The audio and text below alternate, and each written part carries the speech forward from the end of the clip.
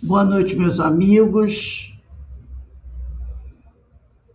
Estamos todos aqui reunidos na Sociedade de Estudos Espíritas Francisco de Assis para iniciarmos o estudo da nossa noite de hoje. Vamos aqui, antes de iniciarmos o nosso estudo, fazer a nossa prece. Obrigado, Senhor, pelas bênçãos que recebemos todos os dias, pela luz que nos ilumina, por nos ajudar, Senhor, a caminhar, a crescer, a evoluir, e que cada um de nós procure sempre se responsabilizar de forma urgente pela sua transformação, pela sua renovação espiritual.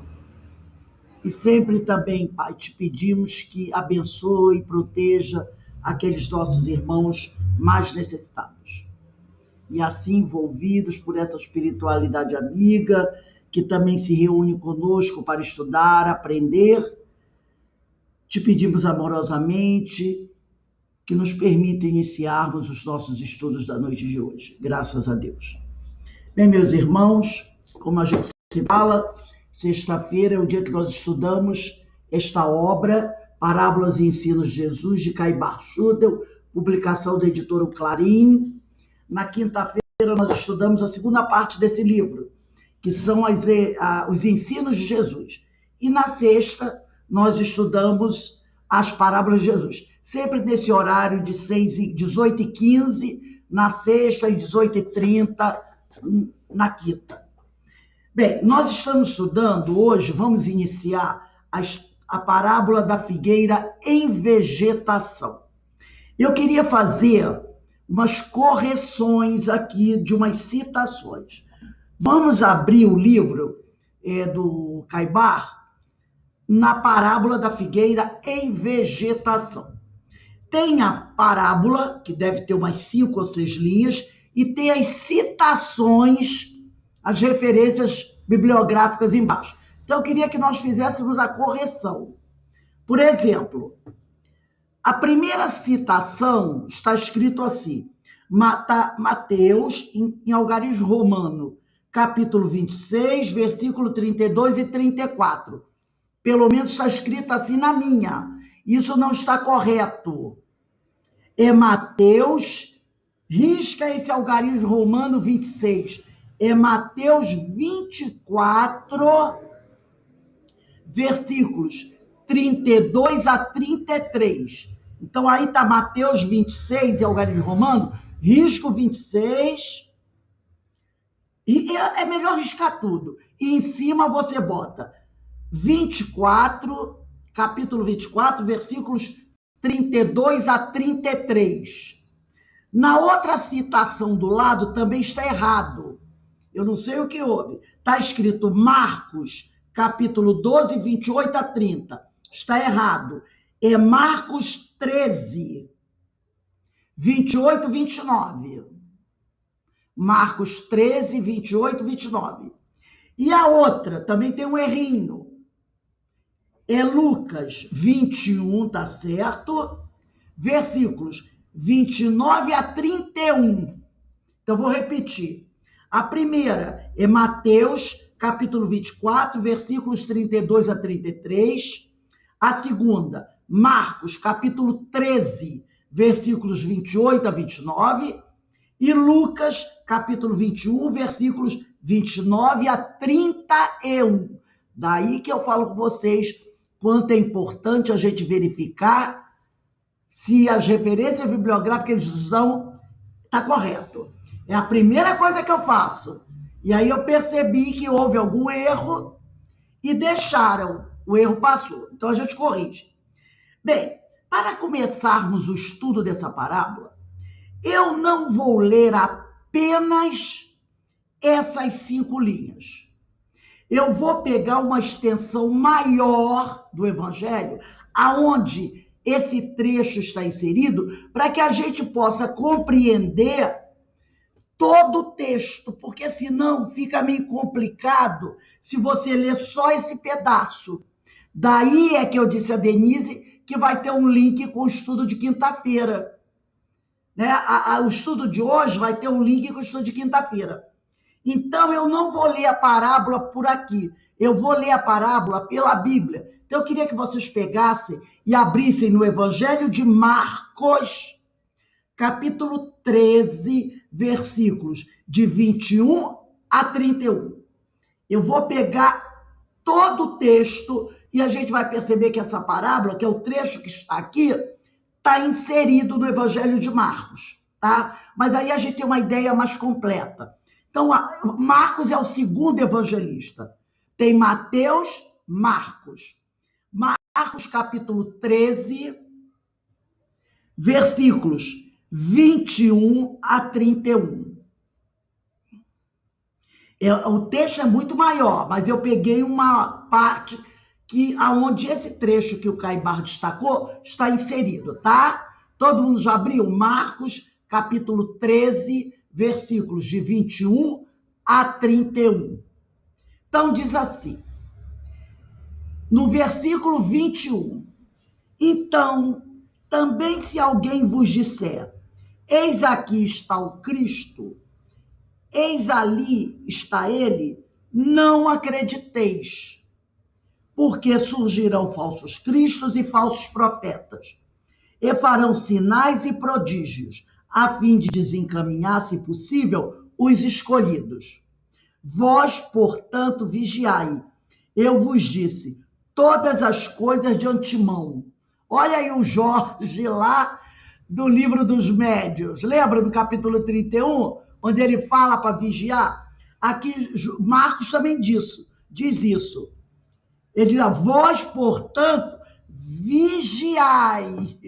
Eu vos disse todas as coisas de antemão, mas naqueles dias, depois dessa tribulação, o sol ficará escurecido e a lua não dará a sua luz, e as estrelas cairão do céu, e os poderes que estão nos céus serão abalados. E então verão o Filho do Homem vir nas nuvens com grande poder e glória. E então enviará os anjos e ajuntará os seus escolhidos, desde os quatro ventos, desde a extremidade da terra até a extremidade do céu. Agora vai entrar a parábola do Caibar, o trecho que está na parábola do Caibar. Agora, aprendei da figueira a ilustração. Quer dizer, é o que o Caibar disse, aprendei esta parábola tirada da figueira. É o que ele está dizendo aqui. Agora, aprendei da figueira a ilustração. Assim que o seu ramo novo se torna tenro e brota suas folhas, sabeis que o verão está próximo. Assim também vós, quando vides estas coisas acontecer, sabei que ele está próximo. As portas, deveras eu vos digo, que esta geração de modo algum passará, até que todas as coisas aconteçam. Céu e terra passarão, mas as minhas palavras não passarão. Eu agora vou ler o trecho do Caibar, do livro do Caibar. Diz assim, aprendei esta parábola, tirada da figueira. Quando os seus ramos já se acham tenros e brotam as folhas, sabeis que está próximo o verão. Assim também vós, quando virdes todas essas coisas, sabei que ele, o Filho do Homem, que é Jesus, está próximo às portas. Então, eu li todo o trecho do Evangelho, onde a parábola está aqui. Vamos continuar lendo o que o Caibar diz. A figueira era, na Palestina, uma das árvores de maior valor, tanto que ela vai estar presente várias vezes no Evangelho. Ao lado do trigo, da cevada, do centeio, da azeitona, da amêndoa, do bálsamo e da mirra, o figo constitui um dos produtos mais importantes. Esta árvore, como não é de ano inteiro, ao aproximar-se o verão, olha o que está da parábola, os brotos de suas folhas começam a aparecer, caracterizando assim a mudança de estação.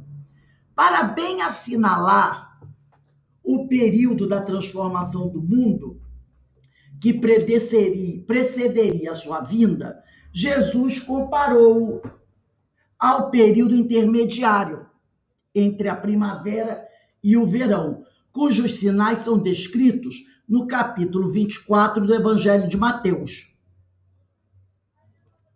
Porque esse trecho também está em Mateus, capítulo 24, versículos 32 e 33.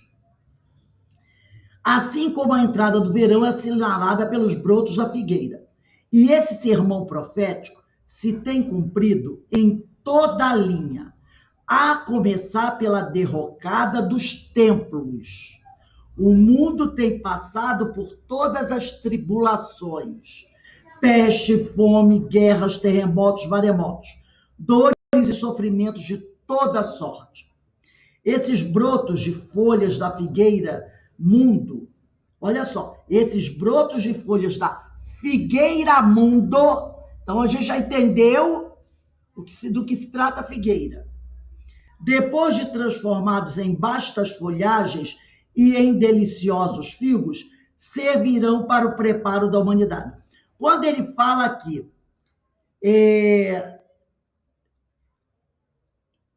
a começar pela derrocada dos templos, lá no estudo que vocês vão fazer semana que vem, os sinais dos tempos, ele vai aprofundar isso aqui, tá? Aí ele diz aqui, servirão, e esses brotos de folhas da figueira mundo, depois de transformados em bastas folhagens e em deliciosos figos, servirão para o preparo da humanidade, a fim de mais apta a receber as instruções do Cristo, não exteriormente, mas em espírito e verdade, gravando em sua alma esses talentos com que se resgatará o seu passado e conquistará o seu futuro. Esta parábola da figueira é, pois, uma exortação à vigilância e à observação dos sinais dos tempos, porque o Filho do Homem virá em momento em que ninguém o espera. No capítulo Sinais dos Tempos, que a Denise já começou a estudar essa semana, na quinta-feira, às 18h30, que trata dos ensinos de Jesus, o leitor se inteirará melhor do significado desta parábola, porque esta parábola aqui vai ser completada com o ensino de quinta-feira dos Sinais dos Tempos, tá? Mas agora nós vamos começar a mergulhar um pouco mais em todo esse simbolismo que nós lemos aqui. Eu vou reler novamente o evangelho que está na Bíblia. Marcos, capítulo 13, versículo 21 a 31. Vou reler novamente agora. É bom deixar a Bíblia aberta, tá, gente? Eu vou reler agora, novamente, devagar, para a gente pegar todas as palavrinhas. Ele começa lá. Marcos, capítulo 13, versículo 21.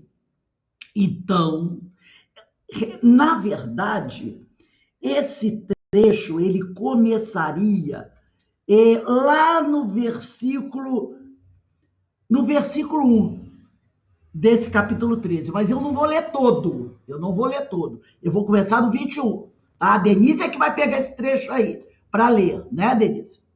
Isso, eu vou começar aqui no 21, vou ler devagar. Então, também, se alguém vos disser, eis aqui está o Cristo, eis ali está ele, não o acrediteis, porque surgirão falsos cristos e falsos profetas, e farão sinais, os falsos cristos e profetas farão sinais e prodígios.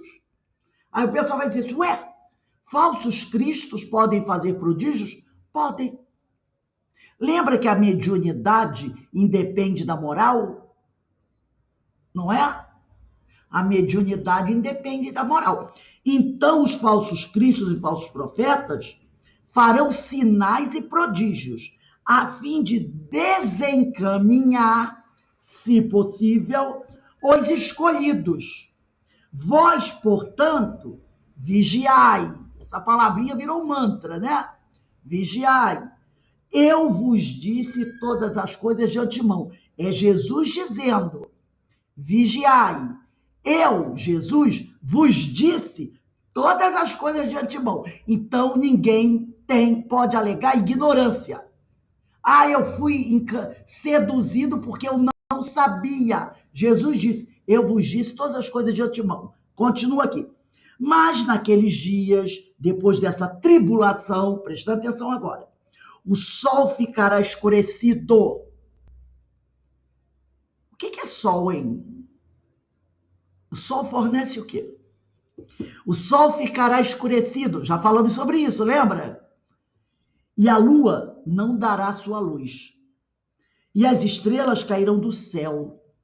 E os poderes que estão nos céus serão abalados. Quem seriam as estrelas que caem do céu? Interessante, né? E os poderes que estão nos céus serão abalados. E então verão o Filho do Homem vir nas nuvens com grande poder e glória. E então enviará os anjos e ajuntará os seus escolhidos, desde os quatro ventos, desde a extremidade da terra até a extremidade do céu. Agora eu vou ler o pedacinho da parábola que está no Caibar. Aprendei esta parábola, tirada da figueira, enquanto os seus ramos já se acham tenros e brotam as folhas. Sabeis que está próximo o verão. Assim também vós, quando virdes todas essas coisas, sabei que ele, o Filho do Homem, está próximo às portas. Agora eu vou voltar para o Evangelho de Marcos, lá no versículo 30. Deveras eu vos digo que esta geração de modo algum passará, até que todas essas coisas aconteçam. Céu e terra passarão, mas as minhas palavras não passarão. Agora nós vamos pegar o livro A Gênese, de Allan Kardec. A Gênese de Allan Kardec. No capítulo 17.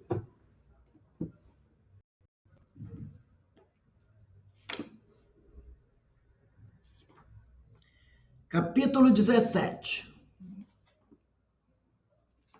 Item 54.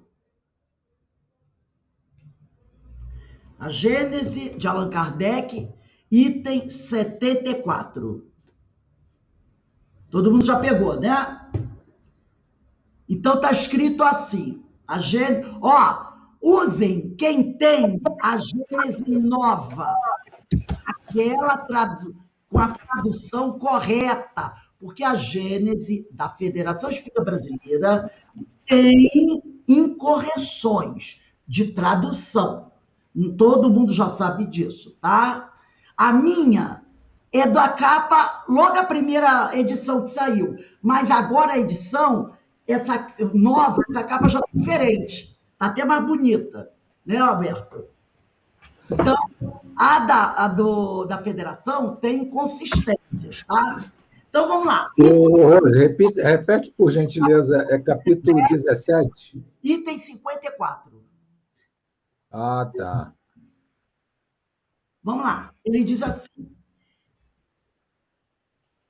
E esse quadro do fim dos tempos, nós não ouvimos aqui a Bíblia falando sobre o fim dos tempos? Que o sol vai ficar escurecido, a lua não dará sua luz e as estrelas cairão do céu? É um quadro apocalíptico, não é? É o que ele está falando na Gênese.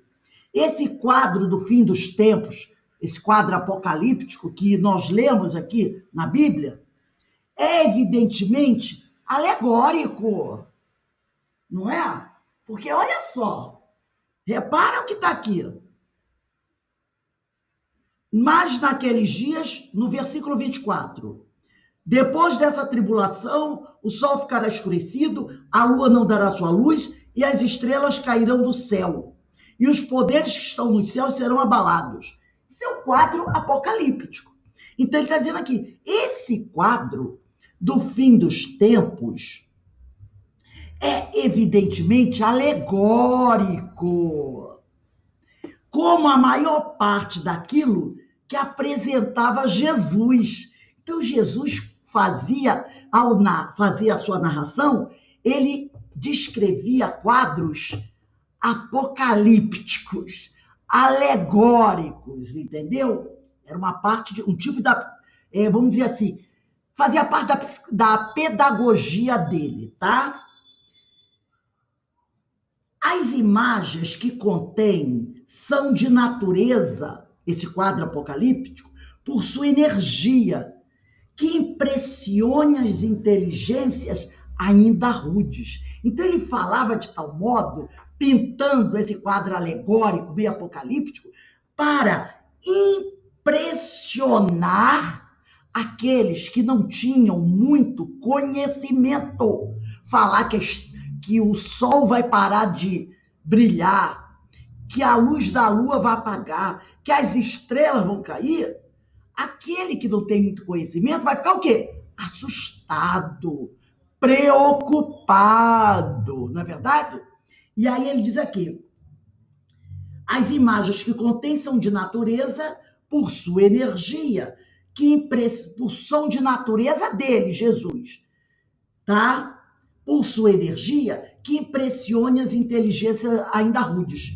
Para impressionar essas imaginações ainda rudes, pouco sutis, eram necessárias pinturas vigorosas, em cores nítidas. Jesus dirigia-se, sobretudo, ao povo, aos homens menos esclarecidos, incapazes de compreender as abstrações metafísicas e assimilar a delicadeza das formas. Se ele fosse falar com Paulo de Tarso, ele não ia usar um negócio desse, porque ele era um doutor da lei.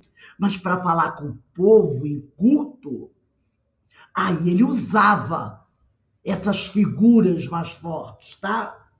Para chegar ao coração, era preciso falar aos olhos, com o auxílio de traços materiais, e aos ouvidos, pelo vigor da linguagem. Por isso que ele diz que Paulo era o vaso escolhido, porque o Paulo também era assim. Ele falava para impressionar. Era aquela fala vigorosa e sabia como atrair a atenção das pessoas. Então Jesus sabia que para aquele povo prestar atenção no que ele falava, ele tinha que, entendeu? Fazia coisa com tintas muito fortes para atrair a atenção daquelas pessoas, tá? Mateus, ele tem, esse texto que nós estamos falando aqui, está em cima do Evangelho de Mateus, que narra isso com muita força também.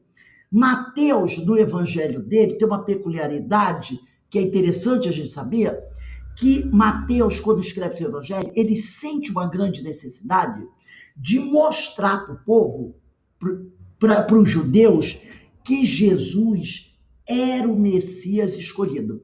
Porque o judeu estava esperando o Messias, desde a época de Abraão. Então, quando ele vai falar sobre Jesus, ele vai também fazer isso de uma forma muito forte. Porque o Evangelho de Mateus é o evangelho que mais cita o Antigo Testamento, tá? Outra coisa, ele tem essa intenção de mostrar que Jesus é o Messias previsto, é o Messias anunciado no Antigo Testamento, tá? Então, por isso que ele vai dar muita ênfase à figura de Jesus, ao jeito de Jesus ser, tá? Para poder, ele quer que as pessoas entendam que a presença de Jesus, a existência de Jesus, é o cumprimento da promessa feita lá no Antigo Testamento ao povo. Eu vos enviarei o Messias. Lá no Antigo Testamento, nós estudamos isso, quando estudamos a história do povo hebreu. Então, Mateus chega a dizer assim, você lembra o que os antigos profetas falaram? Que o Messias iria vir? Esse Jesus é o cumprimento dessa profecia. Então, em todo o testamento dele, ele vai dar ênfase a isso, tá? Esse tipo de coisa chama-se cristologia, tá? É a maneira como o texto apresenta a figura de Jesus, é a cristologia. Uma outra coisa muito interessante também é que o Sermão da Montanha, ele só consta do Evangelho de Mateus. Lucas, ele vai fazer apenas um pequeno registro parcial do Sermão do Monte. Vai só citar muito brevemente. Agora, Mateus não, ele vai colocar o sermão na íntegra. Tá? Então, ele tem essa preocupação de fazer com que o povo entenda que o Messias prometido lá dos profetas do Antigo Testamento é Jesus. Tá? É Jesus. Então, seguindo aqui na Gênesis, diz assim: por uma consequência natural dessa disposição de espírito, o poder supremo não podia, conforme a crença de então, manifestar-se, senão por coisas extraordinárias, sobrenaturais. Quanto mais fossem impossíveis, melhor seriam aceitas como improváveis. Então, como o povo daquela época era um povo ainda muito rude, quanto mais você mostrasse uma coisa extraordinária, mais as pessoas acreditavam. É como hoje também. Às vezes você encontra grupos religiosos que o pastor, o líder religioso, narra fatos fantasiosos, ele enfeita o pavão, ele grita muito.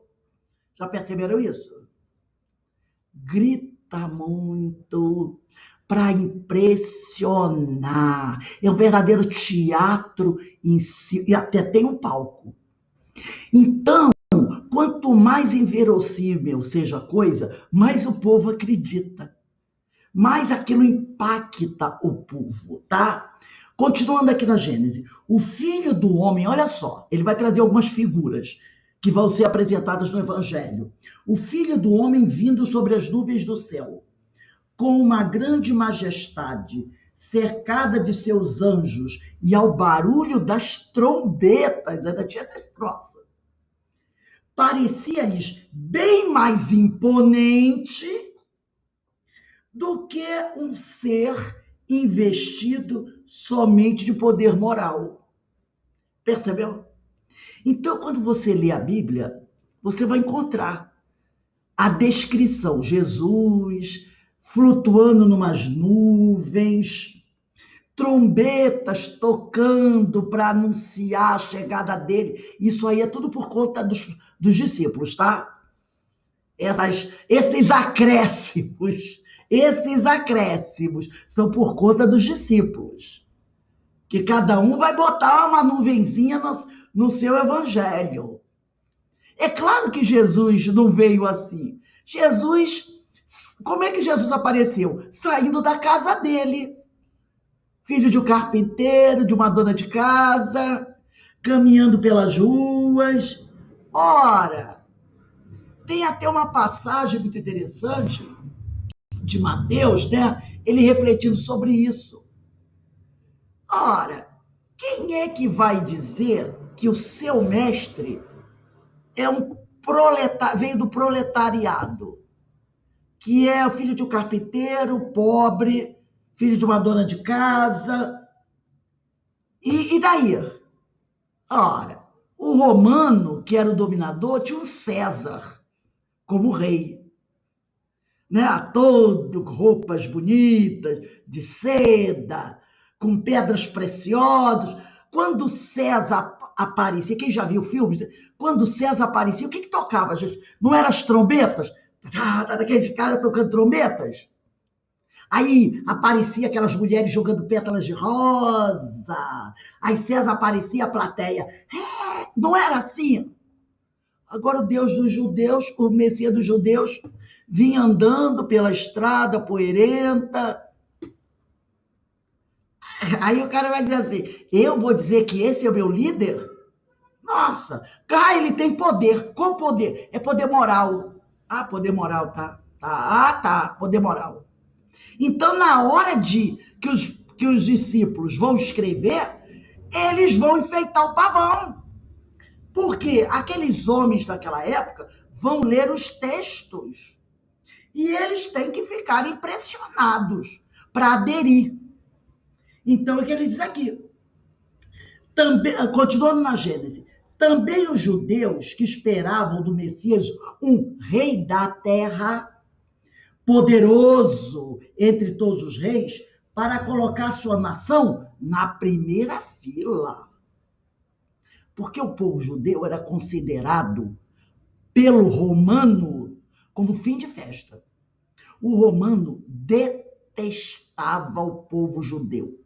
Não gostava, achava que eles eram muito futriqueiros. Não gostavam deles. E eram humilhados por isso. Então, eles queriam sentar na primeira fila. Para sentar na primeira fila, eles tinham que ter um rei poderoso que, de preferência, desse um pontapé em César e espantasse César dali. Entendeu? Então, ele diz aqui, poderoso entre todos os reis para colocar sua nação na primeira fila e restaurar o trono de Davi e Salomão, porque foi a época de maior esplendor e poder do povo judeu. Foi quando eles tiveram como rei Davi e Salomão. Até hoje nós temos a lenda, não temos? Do templo de Salomão, o templo que Salomão deu a Betsabá, não tem essa história? Que era uma coisa extraordinária, olha o poder daquela época. Eles querem isso de volta. Eles querem isso de volta. Tá? E aí ele diz aqui, restaurar o trono de Davi e de Salomão, não queriam reconhecer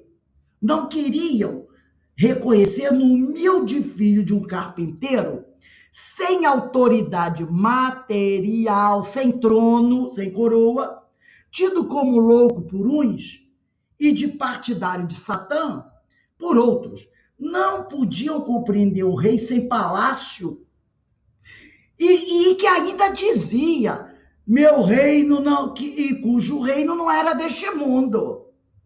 Ah, meu Deus! Então, quando os discípulos vão contar a história desse Messias, eles vão enfeitar. Agora vamos pular para o item 55. É de notar que entre os antigos, os tremores de terra, na maioria das histórias lá do Evangelho tem tremor de terra. Os tremores de terra e o eclipse do sol, lembra quando Jesus morreu? Ficou tudo escuro, o eclipse aconteceu. O eclipse do sol eram símbolos obrigatórios de todos os acontecimentos e presságios sinistros.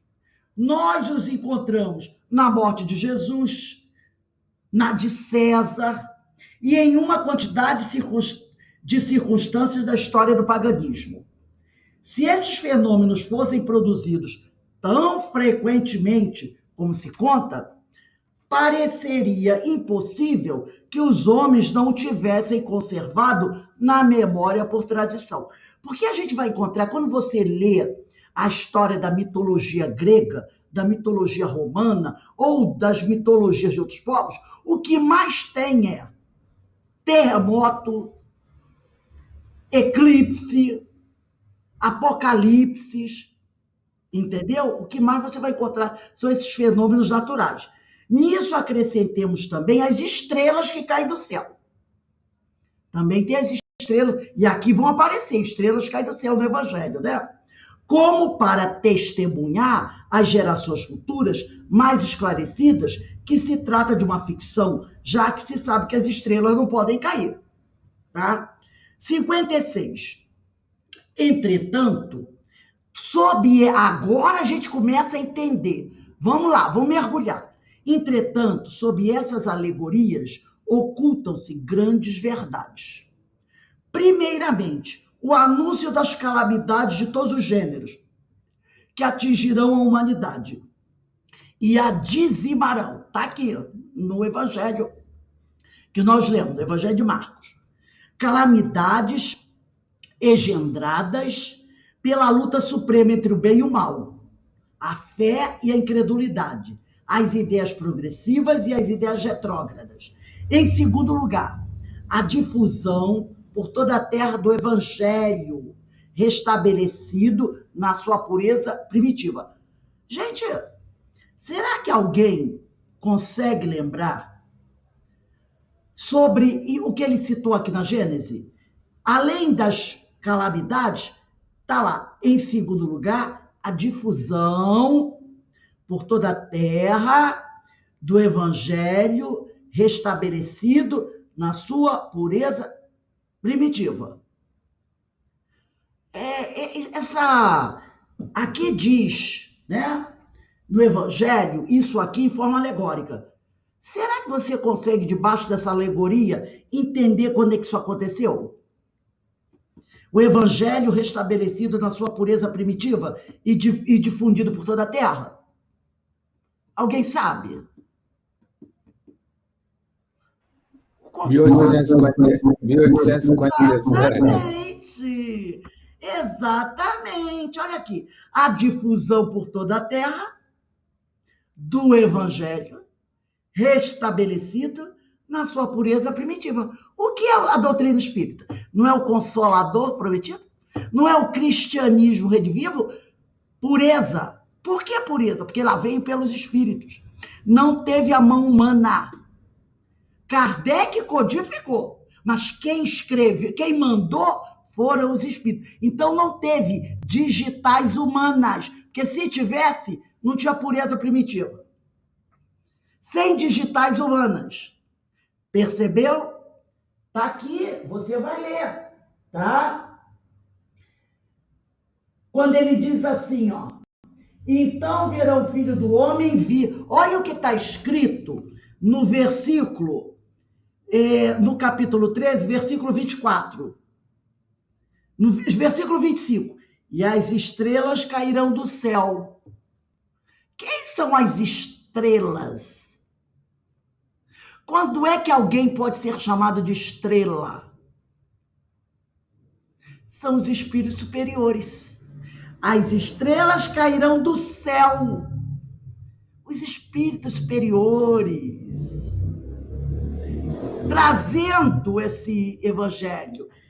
E os poderes que estão nos céus serão abalados. Quem são os poderes? São aquelas potências que Paulo fala. Lembra daquela filosofia estranha que falava em potências, anjos criados puros? Essas que o povo acha que são os querubins da vida, que nunca tiveram que suar, que já foram criados puros, esses vão ficar abalados. Eles vão ficar, porque eles são falsos. Eles ficarão abalados, porque as estrelas, essas cairão do céu. Mas ninguém foi criado estrela. A estrela se fez estrela. E aí ele diz aqui, então verão o Filho do Homem vir nas nuvens com grande poder e glória, né? Então enviará os anjos, que é isso? E ajuntará os seus escolhidos. Os anjos, também os espíritos superiores. E os escolhidos, aqueles que estão aqui ralando, se esforçando. Desde os quatro ventos, desde a extremidade da terra. Então ele vai falando aqui sobre já revelando o que vai acontecer. Mas de forma alegórica. Então você tem que levantar o véu para entender. Aí continua a Gênesis aqui, ó. Depois o reino do bem, que será o da paz e da fraternidade universal, sairá do código de moral evangélica. Olha o evangelho aí. Nós não temos o evangelho segundo o Espiritismo?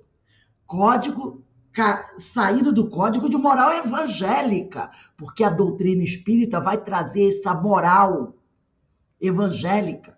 Depois ele diz aqui, posta em prática por todos os povos. Ai, quando ele diz que, olha só, que o reino do bem, que será o da paz e da fraternidade universal, saído do código de moral evangélica, posta em prática por todos os povos. Já aconteceu isso? Todos os povos já colocaram esse código de moral evangélica em prática? Não. Então isso ainda não se fez. Isso ainda, até 2000 anos, ainda não fez, porque o povo todo ainda não colocou isso em prática. Aí ele diz, esse será, olha o verbo do futuro do presente, verdadeiramente o reino de Jesus. já que ele presidirá seu estabelecimento, e que os homens viverão sob a égide de sua lei, reino de bondade, porque diz: após os dias de aflição virão os dias de alegria. Será que esse reino se dará aqui no planeta Terra? Ele está falando só para os terráqueos? Para toda a humanidade, onde quer que ela esteja. Entendeu? Aí no 57, aí vem a famosa pergunta: quando se cumprirão essas coisas? Aí ninguém o sabe. Diz Jesus: nem mesmo o Filho, nem ele, Jesus, sabe quando isso vai acontecer, cronologicamente falando. Porque depende de quem? De nós. E Jesus não pode violentar o livre-arbítrio de ninguém. Então, cronologicamente, ele não pode dizer no ano tal, de jeito nenhum. Nem ele sabe. Aí continua aqui. Mas, quando o momento chegar, os homens serão advertidos pelos indícios precursores. Aí terão sinais. Esses indícios não estão nem no sol, não é o sol que vai ficar escuro, não é a lua que vai perder sua luz, né? Esses indícios não estão nem no sol, nem nas estrelas que vão cair, mas no estado social e nos fenômenos mais morais que físicos, e que em parte podem ser deduzidos de suas alusões. Então, os sinais serão sociais. Entendeu? Aí ele diz aqui continua, é bem certo que essa mudança não podia se operar durante a vivência dos apóstolos. Isso não podia acontecer lá enquanto os apóstolos estavam encarnados. De outra forma, Jesus não teria podido ignorá-lo. E, aliás, tal transformação não poderia se cumprir em alguns anos. Não haveria como se cumprir isso em alguns anos. Entretanto, ele lhes fala como se eles devessem ser testemunhas. Ele sabia que isso tudo não podia acontecer naquela época. Ainda hoje não aconteceu, não é verdade?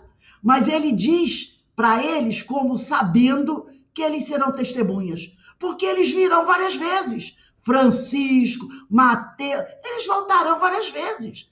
Eles serão testemunhas disso, como nós também seremos. Se isso acontecer daqui a 2000 anos, nós estaremos lá para ser testemunhas. Através da reencarnação, é claro, né? E aí ele diz aqui, é que em efeito, voltando à Gênesis, é que, em efeito, eles poderão renascer nessa época e trabalharem, eles mesmos, na transformação. Ora, ele fala da próxima situação de Jerusalém. E, ora, ele toma esse fato como ponto de comparação para o futuro. Então, esse mundo que vai surgir será uma nova Jerusalém. 58. É o fim do mundo que anuncia pela sua nova vinda, quando diz: quando o evangelho for pregado por toda a terra, é então que o fim chegará. Fim. Não é racional supor que Deus destruísse o mundo, precisamente no momento em que ele entrará na trilha do progresso moral, pela prática dos ensinamentos evangélicos. Nada, aliás, nas palavras do Cristo, indica uma destruição universal, a qual, em tais condições, não seria justificada.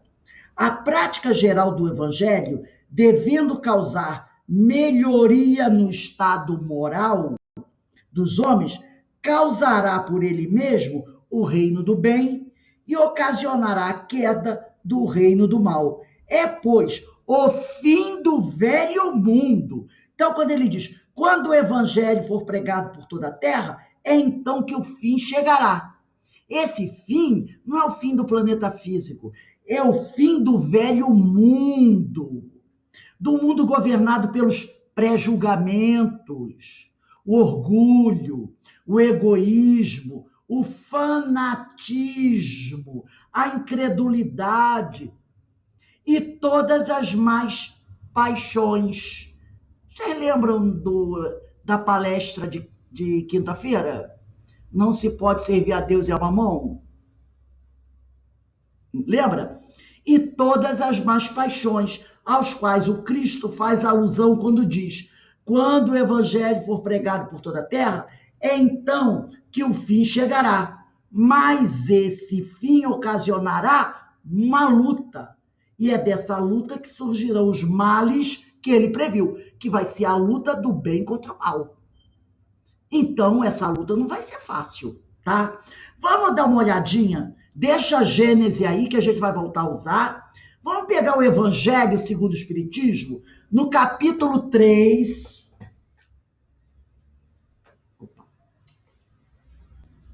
Capítulo 3. Deixa eu pegar o meu aqui.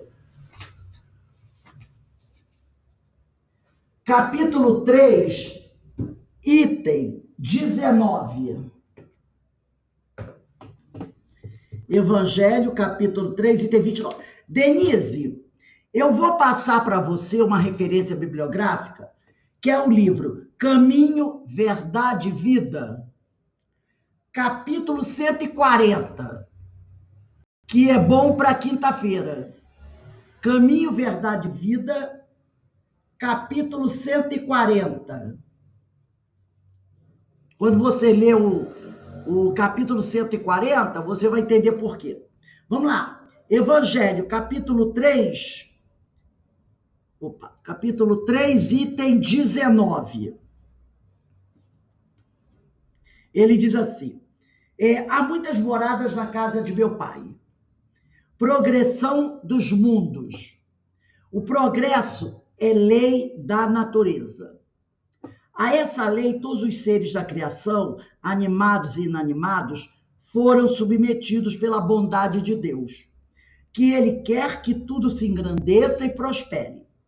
A própria destruição, que aos homens parece o termo final de todas as coisas, é apenas o meio de se chegar, pela transformação, a um estado mais perfeito, visto que tudo morre para renascer e nada sofre o aniquilamento. Ao mesmo tempo que todos os seres vivos progridem moralmente, progridem materialmente os mundos em que eles habitam. Quem pudesse acompanhar o mundo em suas diferentes fases, desde o instante em que se aglomeraram os primeiros átomos destinados a constituí-lo, vê-lo-ia percorrer uma escala incessantemente progressiva, mas de degraus perceptíveis para cada geração, e a oferecer aos seus habitantes uma morada cada vez mais agradável, à medida que eles próprios avançam na senda do progresso.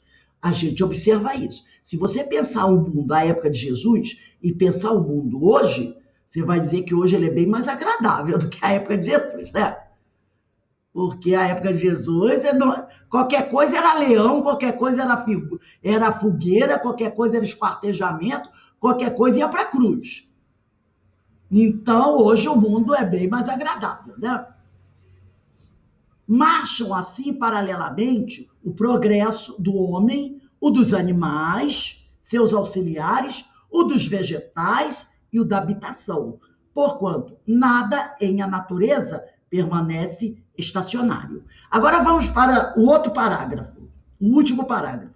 Segundo aquela lei, este mundo esteve material e moralmente num estado inferior ao em que hoje se acha, e se alçará sob esse duplo aspecto a um grau mais elevado. Então, o mundo será elevado material e moralmente, mais uma vez, ou melhor, várias vezes, não é? O mundo vai sempre evoluindo material e moralmente. Mesmo que ele diz aqui, às vezes a geração que está vivendo esse momento não perceba esse avanço. Para a geração que está vivendo ali, esse avanço é imperceptível. Você só percebe um avanço grande passado muitos séculos. Quando você lembra do período medieval, quantos séculos já se passaram desde o período medieval? Uns 6 séculos. Aí você percebe, nossa, período medieval a coisa era feia. Hoje a coisa é bem melhor. Mas você só percebe esse grande avanço quando você toma uma distância daquele fato. Hoje, as pessoas olham e dizem assim, nossa senhora, esse mundo está pior que antigamente. Não está, não. Mas como nós vivemos esse momento, a gente tem dificuldade de perceber a mudança. Mas daqui a 50 anos, 200 anos, as pessoas perceberão. Entendeu? É o que ele disse aqui. Aí, no último parágrafo desse item 19 do capítulo 3 do Evangelho, ele diz assim, segundo aquela lei, este mundo esteve material e moralmente num estado inferior ao em que hoje se acha, e se alçará sob esse duplo aspecto a um grau mais elevado. Ele há chegado a olha só, o mundo há chegado a um dos seus períodos de transformação, em que, de orbe expiatório, provas, expiações, mudar-se-á em planeta de regeneração. Isso aqui foi dito em época da publicação de O Evangelho segundo o Espiritismo. Quando é que ele foi publicado? O Evangelho. Dá uma olhadinha aí. A Gênese foi em 1868. Eu acho que foi em 1864. Isso. Foi em 1864, né? Então, em 1864, ele fala aqui que o orbe estava no período de transformação e que estava começando a passar para o mundo de regeneração. Olha só. Quase 100 anos. Já tem aí de 1864 para cá. Né? Então, nós já estamos entrando. Aí ele diz, onde os homens serão ditosos, porque nele imperará a lei de Deus. Então, os homens, o Evangelho foi publicado em 1864, tá certo? Então, 1864 para 1964 são 100 anos. De 1964 para 2020, bota aí 156 anos, se eu não me engano, né? Se meus cálculos estão certos. Então, você veja aí, por volta de 156 anos atrás, ele já dizia isso, que o planeta estava deixando de ser um planeta expiatório para se mudar em planeta de regeneração. Então, hoje, 150 e poucos anos depois, a coisa já está mais avançada ainda, não é? Esse texto, e agora? Quando é que isso vai se concluir? A gente não sabe. Mas a gente sabe que, nesse mundo de regeneração, imperará a lei de Deus. É o texto de Santo Agostinho, que foi escrito em Paris em 1862. Quer dizer, psicografado, né? Agora, vamos pegar a Gênese de novo, e agora que tem a mudança que eu vou precisar. Quem tem a Gênese da Federação Espírita Brasileira ou a da LAC, vai ter que abrir no capítulo 18, item 25. E não vai ter o final que eu vou ler. E quem tem a Gênese da Nova Tradução, vai pegar o item 23 e uma parte do 24.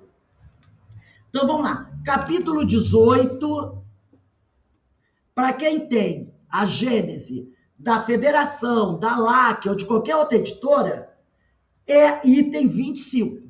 Para quem tem a Gênese da FEAL, que é Fundação Espírita André Luiz, é no item 23, tá? Aí seria essa aqui. Item 23 e um trecho do 24. As outras Gênesis é item 25.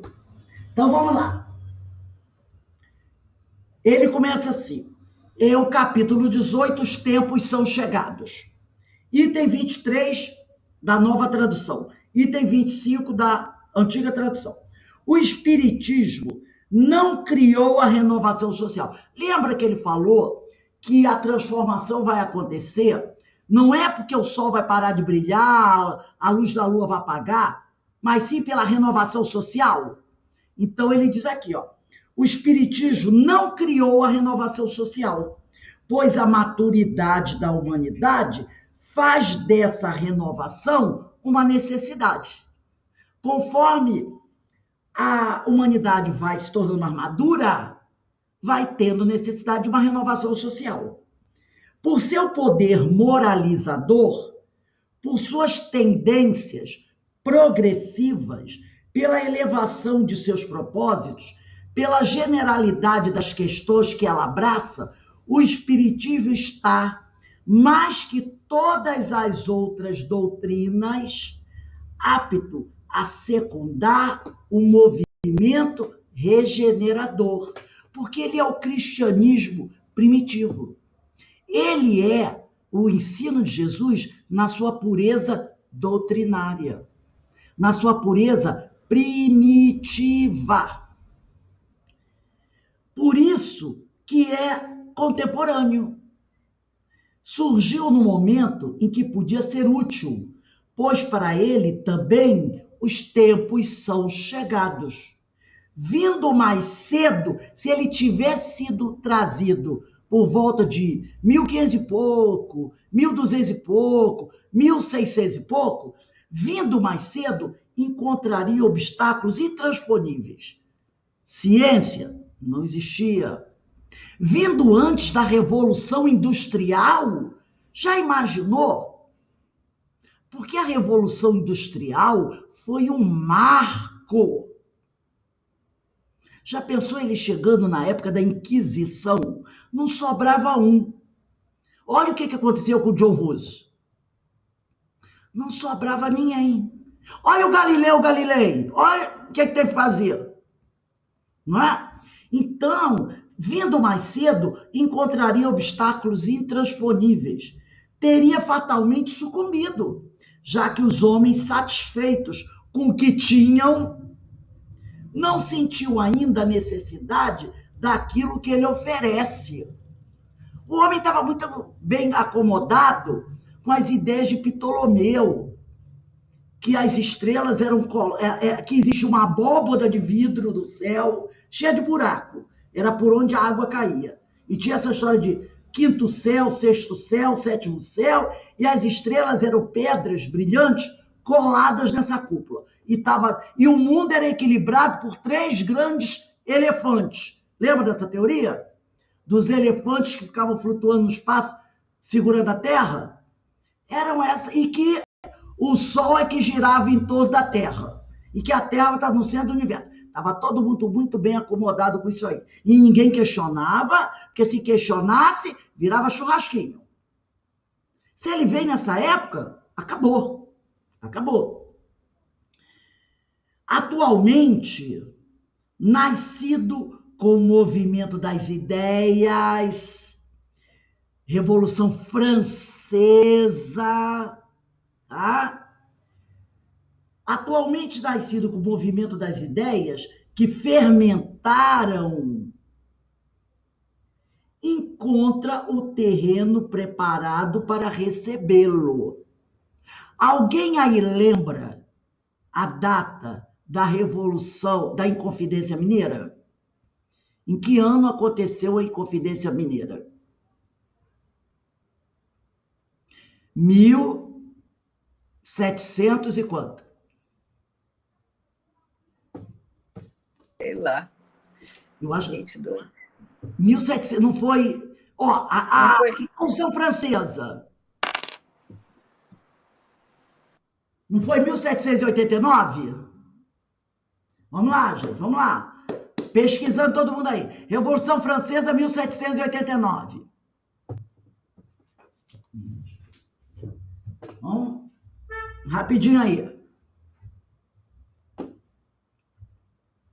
Revolução Francesa, 1789. Inconfidência Mineira, Denise, vê aí. Só pra gente... Fala aí, rápido. 1789 também. 1700. A Inconfidência Mineira, ela sofreu influência da Revolução Francesa. As ideias, né? Igualdade, fraternidade, lembra?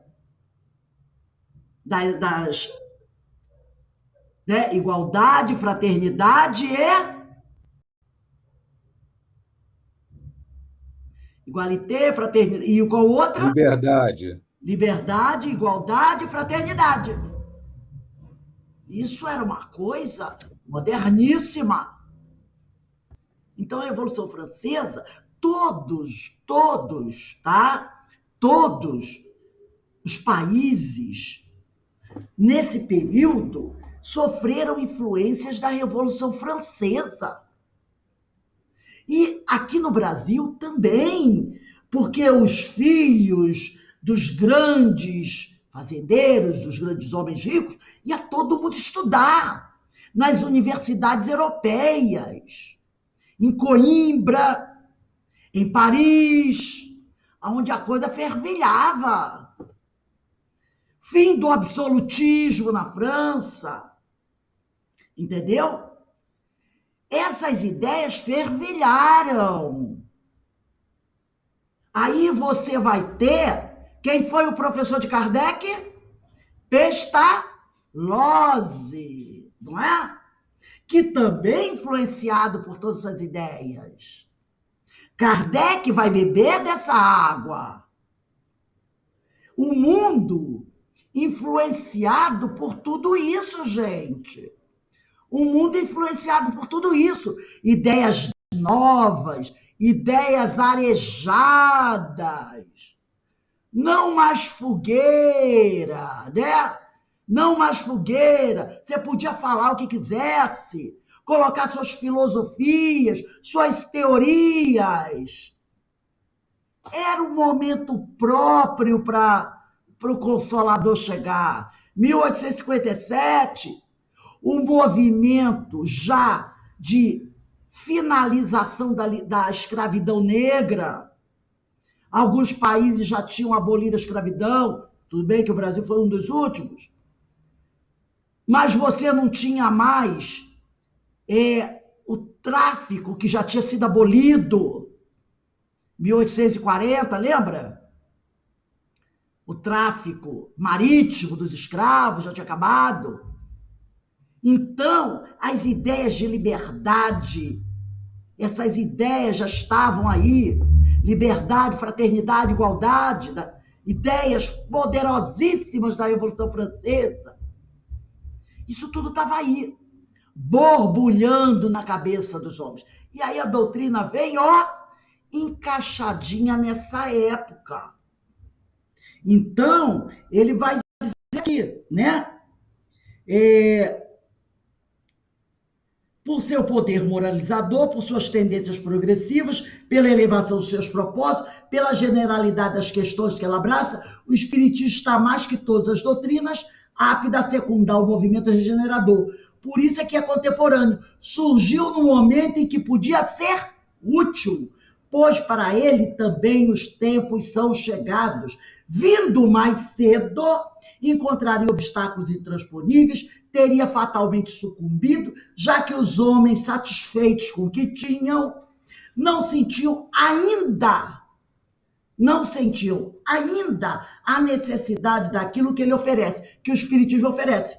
Atualmente, Ele diz atualmente porque a Gênese foi publicada em 1868, tá? Por isso que ele diz, atualmente, nascido com o movimento das ideias, liberdade, fraternidade, igualdade, que fermentaram, encontra o terreno preparado para recebê-lo. Ele veio, mais ou menos, 100 anos depois da Revolução Francesa. A Revolução Francesa é de maio de 1789. Ele veio em abril, oficialmente, de 1857. Entendeu? Quase 100 anos. Quase 100 anos. Vamos botar aí uns 70 anos dessa história. Tá? Os 70 anos. Então, as ideias já estavam mais consolidadas. Aí ele diz aqui, né? Os espíritos, cansados da dúvida e da incerteza, assustados com o abismo aberto à sua frente, acolhem-no. Porque quem estava aqui estava precisando de consolo, porque a coisa estavam cansados de sofrer. E Jesus sabia, eu vos enviarei o Consolador. Tá? Palavra adequada. Por isso que ele diz aqui, os espíritos, cansados da dúvida e da incerteza, assustados com o abismo aberto à sua frente, acolhem-no como uma âncora de salvação e uma suprema consolação.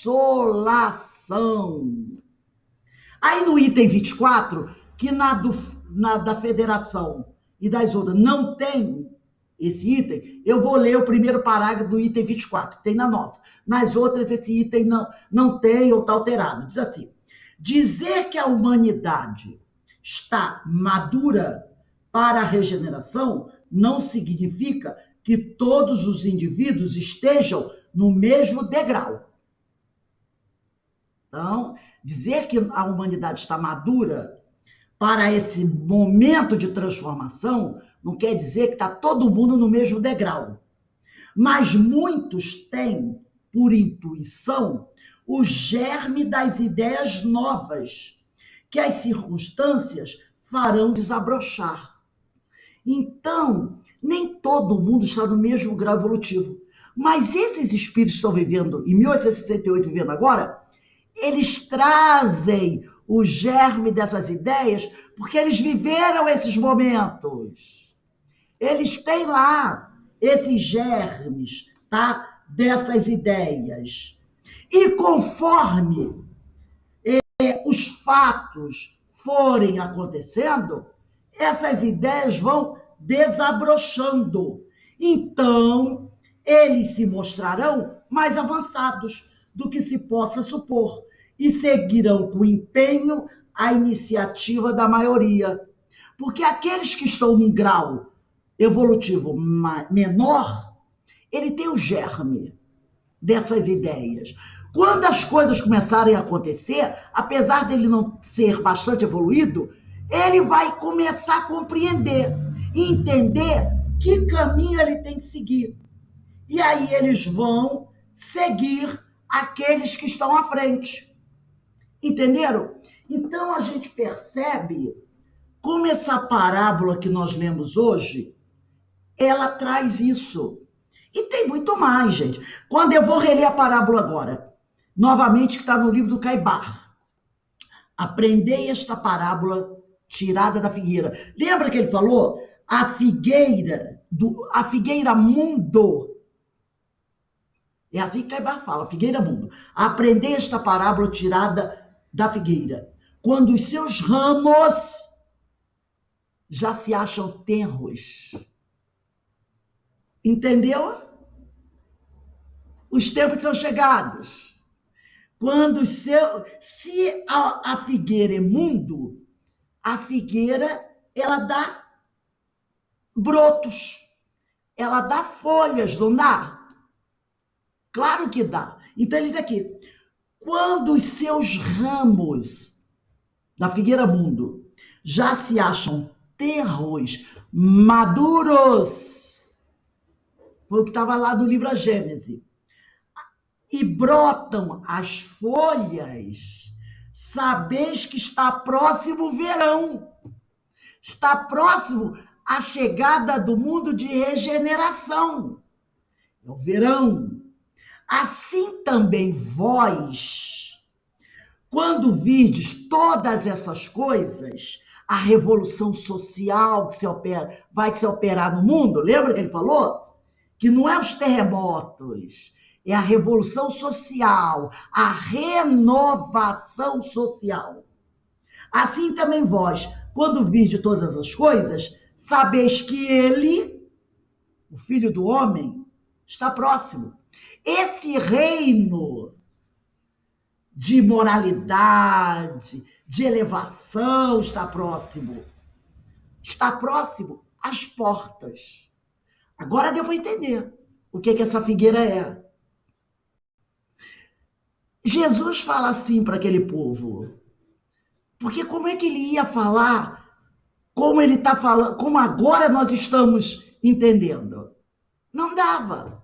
Agora, só que a gente sabe que está próximo, mas ainda não chegou totalmente, porque o evangelho ainda não se espalhou por todo mundo, mas está se espalhando cada vez mais, até que a grande maioria estará transformada. E os mais rebeldes, todo mundo sabe o que vai acontecer, não vai? Olha o Êxodo. Lembra que nós estudamos isso? Tem que serem afastados, porque estarão atrapalhando o grupo que está caminhando direitinho. Então, precisam ser exilados. Estudamos isso essa semana, para auxiliar outros mundos menos avançados. Então, a gente percebe agora como isso fica claro para a gente. Agora a gente começa a entender, porque agora não tem mais alegoria. Não precisa mais falar de terremoto, de tsunami, que o céu vai cair, que o sol vai apagar, não precisa nada disso. Jesus não precisa mais dessas expressões fortes para nos convencer, para nos explicar e ensinar, porque nós já temos esse conhecimento científico. E a gente não precisa mais disso, né? Então, gente, alguém gostaria de fazer algum comentário sobre esse ensino? A gente vai ver, Denise, quando você estudar os sinais dos tempos. Muita cola para quinta-feira. É muita cola. Pode deixar. E o ensino... Aí já está todo mundo junto aí, né, Ana? E o ensino... Márcia, Alberto, Carmen, muita cola para quinta-feira. O ensino de quinta vai completar essa parábola.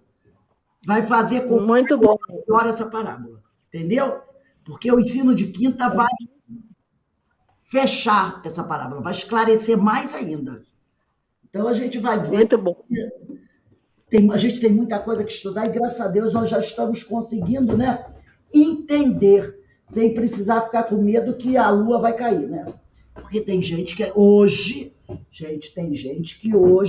tanto é que de vez em quando chega uma época dessa, aparece um maluco aí e dizendo que o mundo vai acabar. E todo mundo corre para cima do morro, todo mundo entrega tudo, não há? Não tem os gurus desses? 2002, fizeram até filme e o mundo não acabou. Aí vem 2000 e não sei o quê. Agora dizer que é 2024. Porque diz que está tudo com os maias. Os maias é que escreveram na pedra as datas. Né? Que os maias... 2002 foi a culpa dos maias. Falhou. Vai ver que a pedra quebrou em algum ponto onde estava escrito o ano e... Se o próprio Evangelho diz que... Ele diz assim, tem aquela pergunta, quando isso vai acontecer? Ele diz, ninguém o sabe, nem o Filho do Homem sabe. Nem eu sei como é que o cara diz que é em 2002, 2024. Se o próprio Jesus diz, nem eu sei qual a data cronológica, que depende de muita coisa. Então a gente... Tem pessoas que acreditam também, Rose, que o homem não foi na Lua. Ah, tem, verdade. Tem, isso aí eu não aguento. Porque eu tinha 8 anos quando o homem foi à Lua, e eu me lembro que eu estava saindo da casa do meu avô, nós paramos na padaria, naquela época, paramos na padaria, e ficamos lá uma meia hora, e eu fiquei encantado, não me lembro até hoje. Gente na padaria, o homem na padaria tinha uma televisão, olha só, olha que moderno.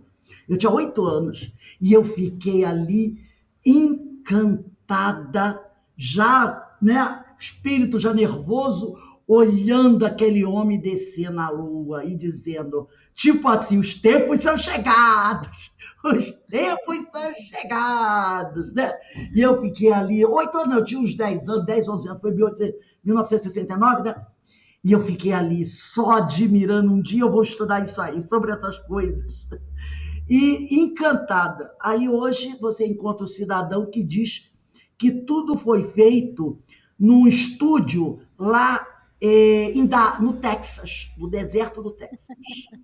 Porque tem uma montanha lá no deserto do Texas que o cara tirou uma foto, eu vi esse outro dia, que o cara botou a foto da montanha do deserto de Texas e uma montanha que é lá, um morro que aparece lá na Lua. E ele disse, olha só, igualzinho. Eu falei, meu Deus. Foi no deserto do Texas que foi tudo filmado. O homem saiu. Eu fiquei, meu Deus do céu, 2022, o cara disse que o homem não foi à Lua e que tudo foi realizado no estúdio no deserto do Texas. Aí, oi, fale. Essa revolução, que a Terra é plana, né? Essa revolução social, você acha que ela vai se dar de forma pacífica nessa transição? Ele diz que não. No Evangelho diz que não. Que haverá luta. Ele diz que ela vai ser difícil. Mas ela já está difícil, a gente não está vendo? Aqui no Brasil, entre aspas, nós não temos a guerra, como está acontecendo na Ucrânia e entre a Ucrânia e a Rússia. Mas tem uma guerra. Sim. Né? Claro. Uma guerra. Tem uma guerra. Como o trabalho escravo continua também. Claro, né? Gente... claro.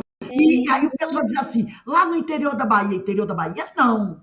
Capital de São Paulo. Olha os grandes magazines. Exatamente. Capital de São Paulo.